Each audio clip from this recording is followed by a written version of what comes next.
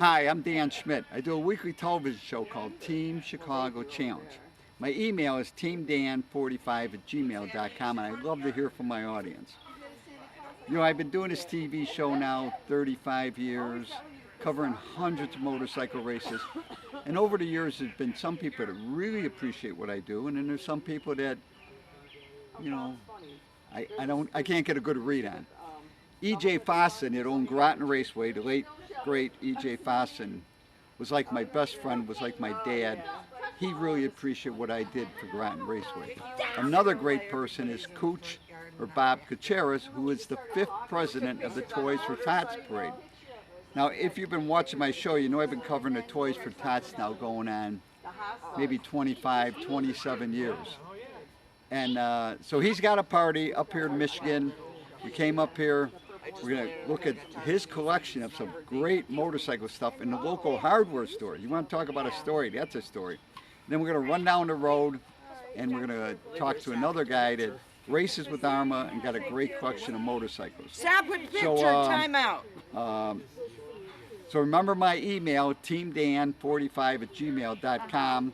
And I love to hear from my audience, and it's a great time right here in Michigan at the 2021 CoochFest.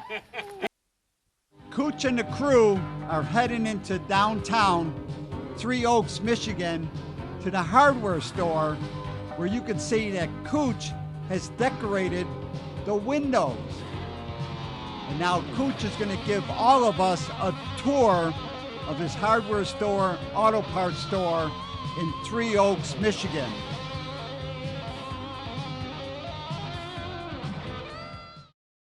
I gotta show you this. This was in my house when I bought it in Three Oaks. Check it out. Three Oaks Hardware, January 1990. Almost like a Goldblatt's ad, you know? Oh, right. Can opener with a knife sharpener, a sunbeam hair curler. So it was called Three Oaks Hardware back then. And, you know, just audio stuff, you know? But this is, so he bought it in the year 2000, and it's called D&J Auto and Hardware Parts. Now, look at a baseball mitt. So I got baseball mitts in there. I knew ahead of time. Right. Sorry. Those are some. That's too cool. Those are some of my old basketballs and stuff. Expert cycle pictures and softball bats. Chicago number 10. The work bats. 16-inch clinchers. This is classic stuff, man. Bringing some of my old shirts and stuff here from Sturgis. Are you selling the shirts? Yeah, they're for sale. But up on top is all motorcycle knickknacks, road racers, autographs. You got a customer. The place is closed, sir. Sir. Yeah. Scott, it's closed. Close the door. Can you lock it? Yeah, lock it. He probably is like, there's a tour. Seen us go in. I want the All right, so tell us about this, Cooch. All right, so anyway, up on the shelves are a lot of my memorabilia from over the years. Toys for Tots, Freedom Runs. Some of the trophies are from the Ratso show and some of the field events I used to participate in. And you note all the old beer cans. You know, you like beer? Those are all beer cans. Daddy, he's kind of a collector. But when I first started coming up here, a guy named Russ Habo used to make those choo-choo trains for me, Toys for Tots. When I started the Hot Wheel motorcycle, and he would make those every year to put the motorcycle Hot Wheels on there, which we have in the window here. So, so you know, you got the J.C. Whitney Hot Wheels, you got the Toys for Tots Hot Wheels. And so Russ would make those for me and I would auction them off, those wooden things. Russ was a great wood guy and he made all those for me every year when we were doing the Toys for Tots Hot Wheels. Those the trains. Which eventually, you know, turned into that bear. Right. And that didn't do as well, but those Hot Wheels made close to $500,000 in 4 years for Toys for Tots. So anyway, there's up in the corner, that's when I used to participate in the Rats Hole, put my Norton in, so that was probably second place or first place in European stock. And then these are just some of my overstock. That's my Trident tank that I took off of my 1975 Trident. And Tony, he's in Escalante, Utah now. We both looked at the same bike 30 years ago and we both end up in Utah. And that's the tank from the 1975 Trident that I bought for $200 that was chained to a lamppost on 51st and Kedzie. So you can see the Trident in the back. Yeah, sure. And then there's a lot of vintage Norton signs, some of my extra side covers and tanks, and other trophies. As a matter of fact, damn it, I'd have to pull it down and look at it. I don't know. I don't recognize him either. That's why I got a closer look. Oh, there you go. yeah. But Linda, see that dual bike over there? That was the first time we went to Joliet Speedway. And Sunday, what was that car guy, Gabriel? Jan Gabriel. Jan Gabriel wanted a patriotic entourage, and we went to Joliet Speedway, and that's the picture you saw earlier. He gave us all those little trophies for participating, promoting the Freedom Run at Joliet Speedway. There's a Jubilee tank. I have a 1977 Silver Jubilee. I also have the Golden Jubilee stuff. But the certificate in the back shows that it's one of 1,000 made in the USA. And that was my second big bike, a 1977 Silver Jubilee. But I have 2 Golden Jubilee kits. And it's just more motorcycle knickknacks and, of course, Freedom Run stuff. See if these lights come on. Yeah, they should. We just have to make sure we shut them all off. Yeah. So Jerry's been very nice with me about everything. So you see, I bought some of them clocks that we used to auction them off and raise money for the Freedom Run. There's pamphlets here on Sturgis if you ever want to go to the Jeep rally, because I still go to the big Jeep rallies. It's all here. And in this here, there's some really neat collections. Now, you heard the movie World's Fastest Indian? You're going to get a kick out of this. Burt Monroe. This is a copy when I was in Bonneville in Wendover, written from Burt Monroe to his friend in Utah, telling him that he had trouble with his carburetors and flywheels, and telling the guy that's pictured in the movie that his wife should run for Miss Utah. Now, the guys from Utah heard that I was going to Wendover, and they knew, what was this guy's name? I'll find it here in a second. Dear Dorothy and family, Melvin. Melvin's son lived in Vail, Utah, and when they heard I was going to Wendover, I had the original letter, and I had that year all the guys that won in Bonneville, they autographed it. So I have that in my visitor center in Utah. But this is an original letter from Burt Monroe in the movie World's Fastest Indian. So I kind of deciphered it. So if you ever seen the movie World's Fastest Indian, this is pretty cool. Dear Bert and Hazel, thanks for looking after me so well. I was 100 pounds overweight. I got here but got rid of 5 pounds. You sent me a letter last year. I received a picture. I told you it had not arrived, but it was here in the mail when it arrived about 2 weeks ago. I do not know if the one we talked about or the one you have sent since I left Granville, Utah. I was disappointed you and I were missing when I called to say goodbye, and hope your surgery's over by now. Old Les is okay. That was a buddy of Burt Monroe. He's a tough old bird and is used to being chopped up. I'm sending this letter to Melvin. I hunch he will see you and get it all right. As I'm writing him and sending to the local paper, he requested me to send him. Tell Cheryl, if you ever watched the movie with Burt Monroe, he's kind of a professional ladies man. Tell Cheryl I think she should enter for Miss Utah, and at least wish her good luck for me if she does. Thank you for your inquiry in my health. I've been long days on my engine and had a run with it. There was plenty wrong with it besides the seizure of both cylinders and pistons. Tell Glenn the worst was twisted flywheels and clutch wheels, etc. But I'm used to fixing it. If you've seen the movie, he was always working in the shed. Have lost count years ago the number of times I've busted it up. Love to all your friends. Dearly, Burt Monroe. Love and kisses for all the ladies. Invercargill, New Zealand, October 19, 1971. Wow. And I had the original letter. Hey, Coach, Yeah, wow. the guy needs to come up here. The guy needs to come up here and see. Who's it addressed to? To his friend in Utah, Glenn Bollinger out of Granville, Utah. Because those were the guys that were helping him bring the bikes up to Wendover. Cool. The cigar smoking guy and the young man. Yeah. So I meet him by being in Utah. That was Raleigh Free, the guy with the cigar, Raleigh Free. Yeah, Raleigh Free. And so, okay, now this is the infamous Cliven Bundy turtle. I got to know graciously Cliven Bundy when some people got lost and we became friends. He autographs these for me every year. I take them to the Freedom Run. You'll love these pictures. First Amendment, Constitution, and the bikers give me anywhere from $100 to $200. And I would buy these in Utah and bring them to the Freedom Run and auction them off. Cliven Bundy, the famous cattle rancher that was fighting the government. There's his sign, Bundy Ranch, melons and stuff, and there he is. This is the certificate of authenticity of him signing the turtles. All right. Of course, you know the famous Dick Clamfont autograph when I used to meet him in Daytona, King of the Beach. Right, right. He won Daytona back 3 times. 3 times, right. And he became the king of the beach. And that was one of his buddies. That's, damn it, what's his name? What's Dick Clamfont when he was racing for BSA. Of course, Chris Carr, when he set the first world's fastest record in Bonneville. Right. 350. 350. Gary Nixon. Motorcycle races, Santa Fe. Hey, who wants to sing that Santa Fe song? Scott. We need the Santa Fe singers. What's that? Sing that. Only one speedway. It has a track of clay. You ain't seen nothing till you've been to Santa Fe. Yeah, yeah. Racing on a track of clay. There you go, right there. Cool. Now, so we talked about the Norton girls. So did you buy your Norton because of the birds, or did you buy it because of the motorcycles? Some of my other field events at Wilmington and stuff went in whatever, slow ride, panel ride, hot dog weenie bite, whatever. When they used to have field meets. Do they ever have field meets anymore? I don't know, but that's what these are. I mean, they're kind of falling apart.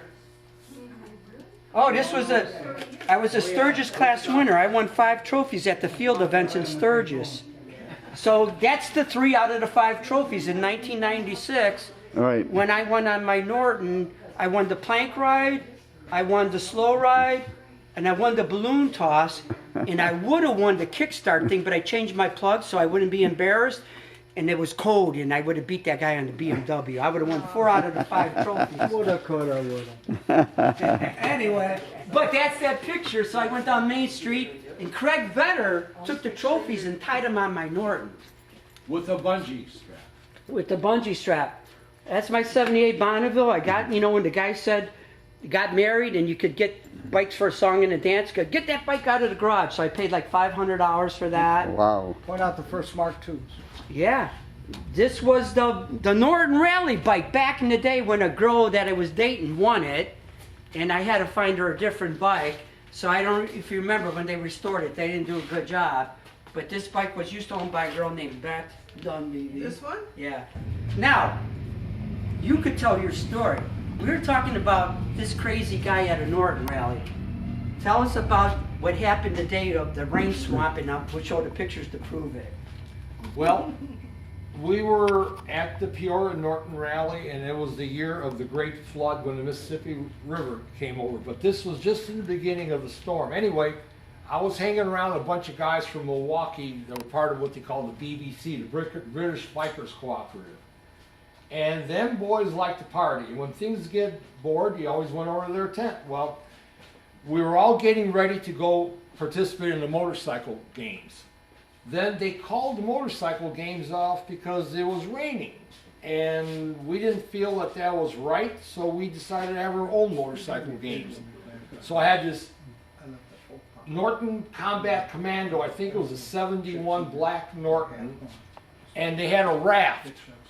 So we tied the raft on to the back of the handrail on the Norton, right here. And I'm going around pulling the ladies for raft rides. And everybody's laughing at us, and the crowd keeps yelling, faster, faster, faster. And I kept on going faster and faster. As I was going around, one part of the little field there, one of the girls was in a raft. I slapped her up beside a set of dual wheels of a motorhome. And it just destroyed the little raft. And if you look at the picture... Okay.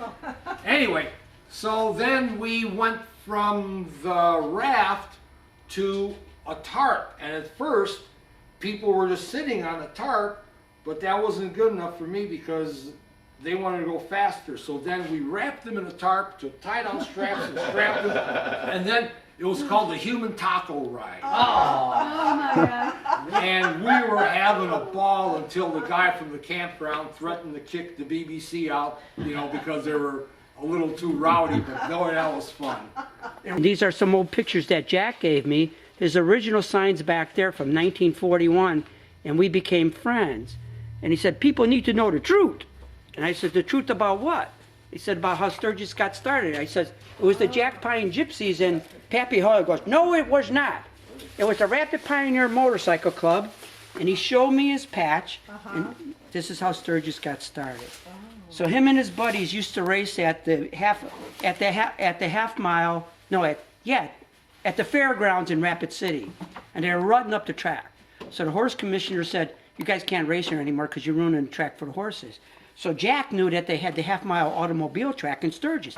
We'll just go up there. And I actually got pictures, and all his buddies went up there. The Rapid Pioneer Motorcycle Club, that's their patch right back there, and they started racing for fun. So Pappy Hoyle, there was no clubs back then, he wanted to be part of a club. So he went and became their flag person, and he was flagging them when they were racing as outlaws, Right. non-sanctioned riders. Right.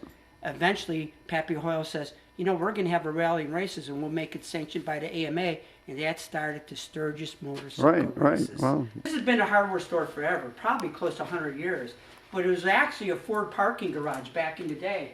They used to work on old Ford Model Ts back here, and there's a picture. Thank you, Cooch and Leo, and the entire gang that was on this tour. As you look at these photos from 100 years ago of this hardware store working on Model T Ford. Now we're going to head out with Leo. We're going to visit a genuine AHRMA racer, John Easton. We look at his shop and talk about a few of his race bikes. On the 250 Can-Am, the story that I have heard goes that Can-Am had contracted Champion to build 10 frames, which they then gave to their selected riders to campaign on the dirt track series. And they were extremely fast. In regards to AHRMA racing, a little later on, they were so fast AHRMA would not allow them in the 250 class with regular bikes. Oh, They really? had their own class because nobody could beat the Can-Ams. So they would have a Can-Am class just to get you guys Just to get out the of... Can-Ams out of the way for the Yamahas Right. and Hondas and everything else. No, they, with the rotary valve, they They were- definitely made more horsepower And than more even... torque and could just right. pull it off You- the corners. Yeah, because Mike Gilkey that raced with me with Team Chicago, Yep. he was a Can-Am rider, but I think he had a Cheney frame. I think those were the Could have frames. been. It Cheney. different styles Right, of sliding right. is all it was. But no, the bikes ran great. I've raced it probably a dozen times, and I'm just a middle of the pack kind of guy. I won out in Las Vegas when Eddie Mulder put on the big show out there one year. I managed to grab first out of that there at Las Vegas Speedway. Then I had picked up a 406, which the fella I bought it from, and I'm not sure exactly who it was, but he had won the Illinois State Championship on it. And he was out of the middle of the state. But a real nice guy, and obviously the bike and frame hooked up well. And I've only raced that once at Indianapolis. And again, did mid-pack, but it was a strong bike. Hopefully this next year we'll get them both out and push them around the track. On the road racing Can-Am, the 250, it's still the original motocross frame. I did change the swing arm to a year that had an 1.25 inch longer swing arm, and I put a Honda disc brake front end on it, and the rear has a disc off of a dirt tracker. But outside of that, the frame, I was able to use the pucks that were designed for the being able to change the rake of the front end. I tightened the front end up on it. and it just ran great. I ran that bike for like 5 years and never did a thing to the engine. Really? No seizure problem? No seizure problems. It just ran great. It's a little tired now. I've got a new engine for it, but that engine has just performed flawlessly, and it exceeded the abilities of the rider by all means. That you won the Ironman. I didn't win it. Okay. How'd you do in it? Second or third. And tell me what the Ironman was considered then. Well, in Steamboat, it had to be the early 90s. They had a group of races where they called it the Ironman, where you'd run the road race, the motocross, the dirt track, and a trials, and you could pick your 3 best finishes out of those. And for that series, I ended up, I believe it was 3rd place out of all of them. And Bino Rodi, I think, won it. I can't remember who was second, but we had a blast because it was quite the hustle, if you will, to go from one event. Almost impossible. Almost impossible. Right. From one event to the next one. Right. And I did it all on the same motorcycle. Oh, you did? Yeah, this was all on one bike. I had wheels with me that I changed for dirt track, and it was just a big rush to get everything done. Because I have run the trials at Steamboat. Did they still run the trials around the ski lift, right? Yes. Yeah, okay. Yep. So I have that footage, and I have rode... it was just fun. Right. I mean, everybody had a good time, and being able to race on streets. I mean, as a racer, you can get on a track and race, and that's one thing, but to really race with curbs and mailboxes and driveways, it gives you a completely different feeling when you're flying by, knowing you're breaking every speed limit that they ever put out there, and you're hoping somebody doesn't back their car out of their driveway while you're accelerating down to the next corner. But it was a fun event, and it's a shame we don't run it anymore. But it was a well-ran event all the way around, having all the races to attend to. About 9 years ago, we were down at Barber doing a road race, and my best friend had came up and rode with me down there, and we were in the pits for the road race, and he got sick and he had some health issues, and after taking him to the hospital, he ended up passing away while we were down there.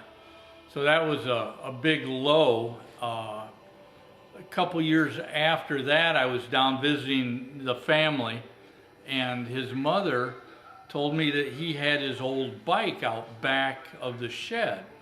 And I walked out back, and there's this old beat up 175 Persang, probably a 72 or 73, that was on the ground. It was down in the muck. The exhaust had rusted off. It was that bad. And so at that point, I have a close friend out there, Dave Pierce, who collects bull tacos and huskies.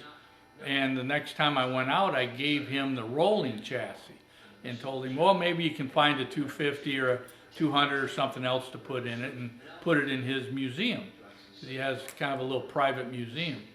Well, fast forward about 6-8 months later, we were talking on the phone. He said, you got to stop by here because I have a bike for you to take back for Craig Brecken. I said, no problem. So I stopped there, and I walk into a shop, and he says, well, it was just a muse to get you here about having a bike for Craig. I don't. And I said, well, why am I here? And he points to this bike, this bull taco, and it's Jimmy's old bike, my best friend, and it's all restored. It's in mint. It's better than mint shape. And I said, well, Dave, is this going in your museum or what? And he said, no, you're taking it home with you. I said, you got to be kidding me. He says, no.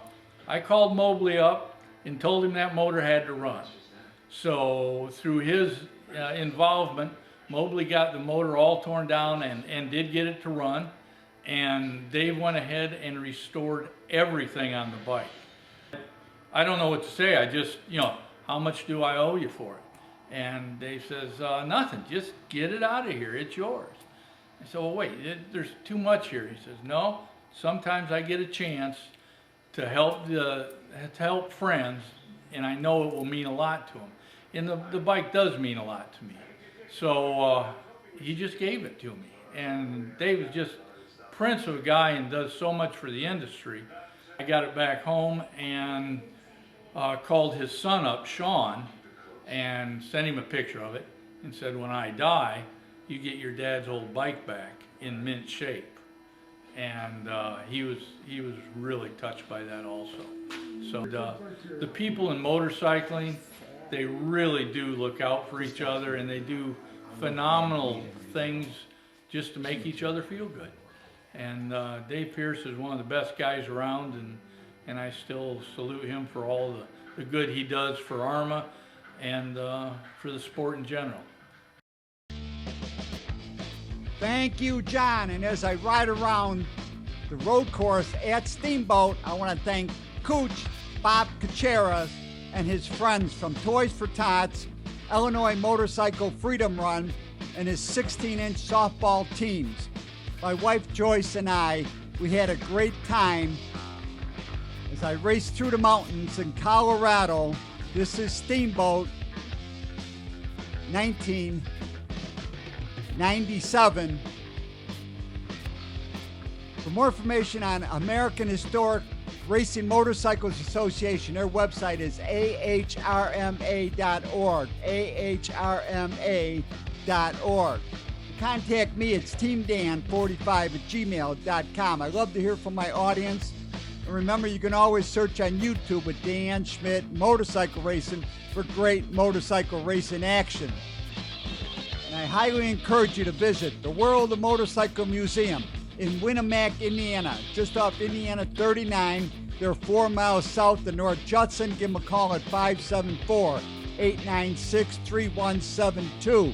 It's a great trip and a great collection of motorcycles.